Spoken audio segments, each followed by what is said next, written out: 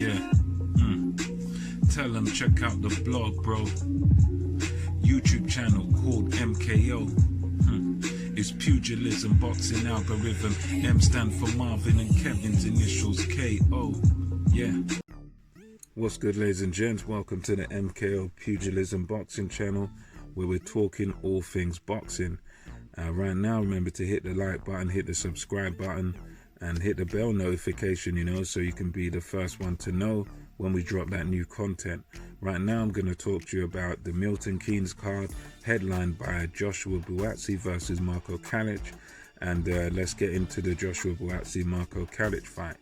So, first of all, this was quite an eye-opening fight. I think this fight was, as some have said, a reality check for Joshua Buatsi.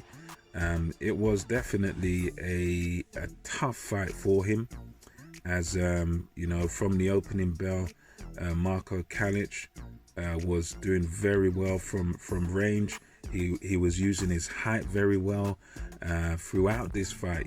From first bell, from the word go, Marko Calic was able to land the reverse 1-2 and then follow it with another right hand. So it was right hand, jab, and then right hand again. And, believe me, throughout this fight, he was very successful with that combination. And he gave Joshua Buatsi a lot of trouble in this fight. This is one of them fights where prior to it, many people were predicting, Buatsi gets rid of this guy. Buatsi sort of deals with this guy rather easily.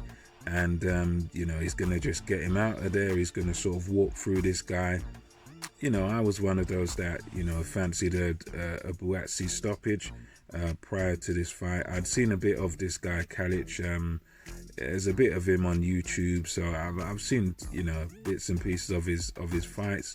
Seems like a decent stylist, a guy who likes to keep it long and likes to counter and likes to use his attributes. And, I didn't really think he would be a major issue for Joshua Buatsi, but I was very wrong about that, really, because this guy was a serious problem for Buatsi. As I say, early rounds, Calic was kind of cruising, just Buatsi would land his occasional shots and land upstairs into the body. But I think overall, you'd have to say that Marko Calic was definitely landing more shots, and the shots he was landing were effective. He's not really a puncher, so Buatsi was sort of comfortable and able to take the shots, but Calic was doing very well, with these long straight punches, and able to really take command of the early rounds.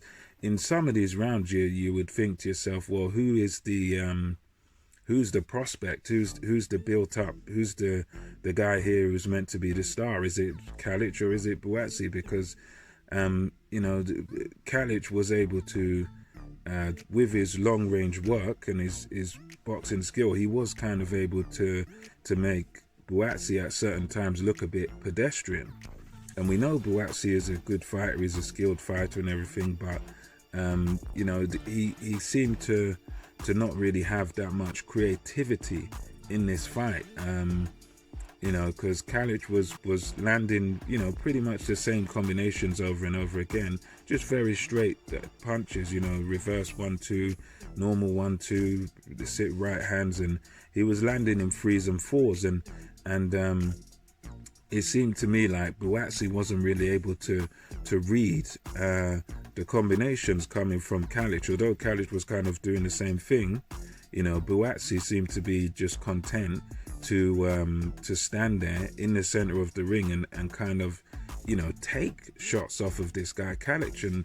And for me, that was kind of jarring. That was kind of concerning that, Calic is doing what he should be doing, because he, the thing about Calic is, as they were saying beforehand, this guy's got great amateur pedigree, boxed in the WSB, which is more or less like professional boxing, no vest, no head guard, longer rounds, over 5s and 8s. And from what Buatsi said, this guy Calic has also done the AIBA professional boxing, the AP be, which is more that basically is professional boxing, but just governed by AIBA. So this guy Calic's experience in the amateurs, all those fights, all those different styles he's faced, you could really see the pedigree in this fight. Although Buatsi is also an Olympian, you could see that, Calic showed that he too is of that caliber. He too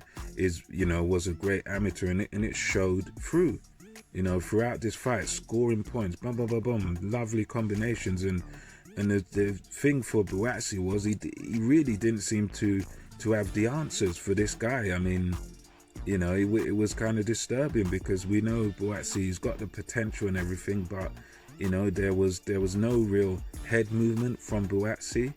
He'd be getting hit with these shots, and it seemed like he was just content to take them.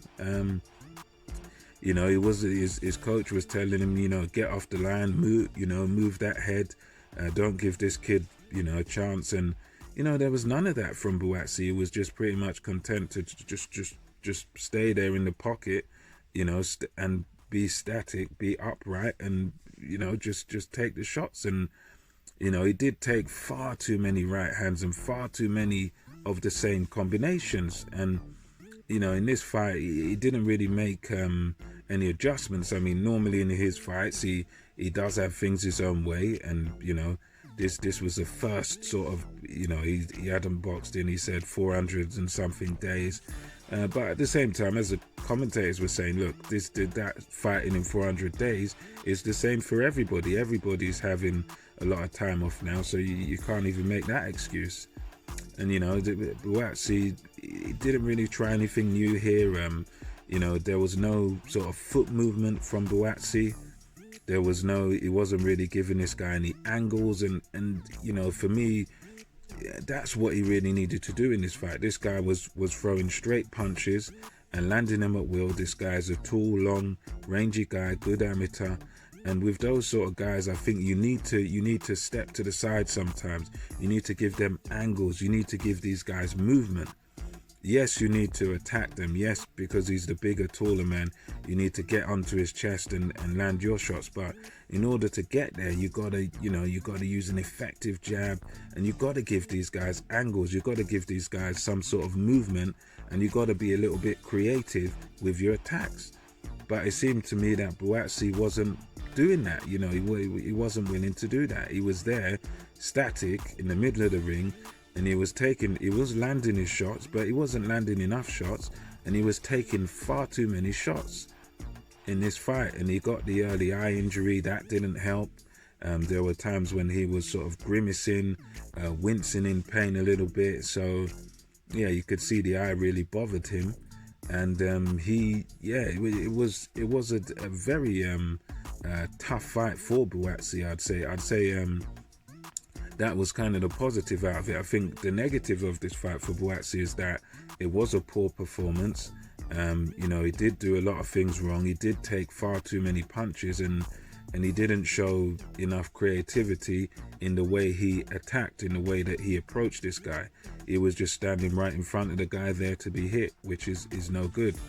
And he was just doing that all through the rounds. He did have breakthroughs in sort of round 6, 5-6. He got on the guy's chest a bit, attacked Calic, got him to the body. That ended it beautifully in the 7th.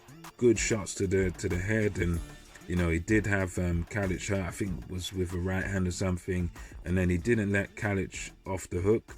The ending of it was a little bit messy in round 7, because Buatsi was kind of swinging. He was missing a little bit, and but at the end of the day, he was still clubbing away at this guy.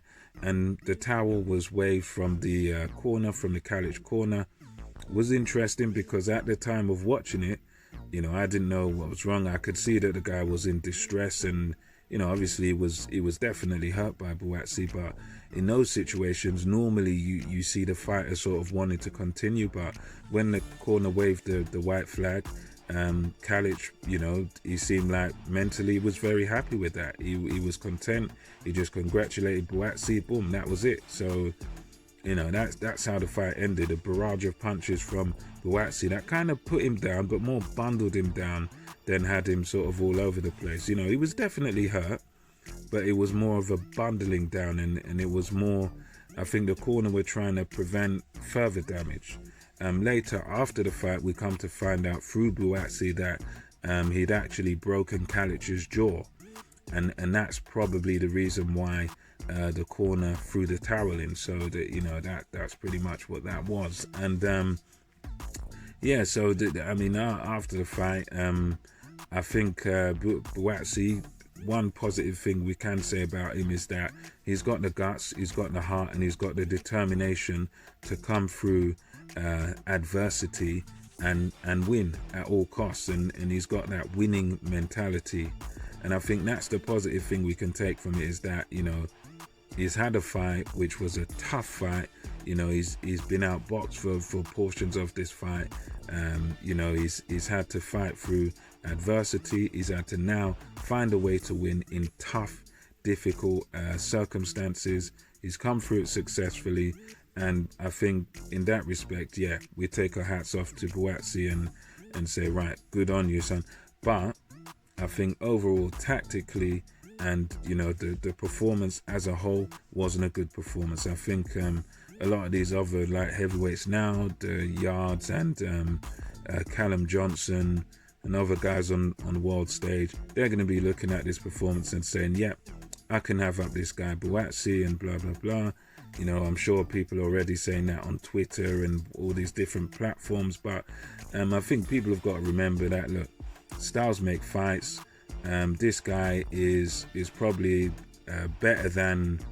certainly better than Yard's last opponent, and better than a few of these guys' last opponent. You've got to remember, this fighter he fought, very good amateur, very good at scoring the points. He's got quick feet, quick hands, unbeaten, and this guy comes with a lot of pedigree. So, and then also, styles make fights as well. So it doesn't mean because this guy gives Buatsi trouble, then now Buatsi is going to necessarily struggle with Yard. He could struggle with Yard, he could struggle with Johnson, but I don't think this particular fight should be used as a measuring stick, because this guy fights in a completely different way to both of those guys. So if you put Buatsi and Yard or Buatsi and Johnson together, the result's gonna be different, because of course he can lose, but it's a different style matchup, so you're gonna get a different type of fight, and you're gonna get whatever you get when you mix those up, because this guy's a combination puncher and Yard isn't, and I don't know, Johnson isn't, not in the same way. So they'll be interesting, but hopefully we get those fights on between these light heavies. And anyway, that's my thoughts on the fight. Until next time, MKO Pugilism over and out. I'll see you in the next vid.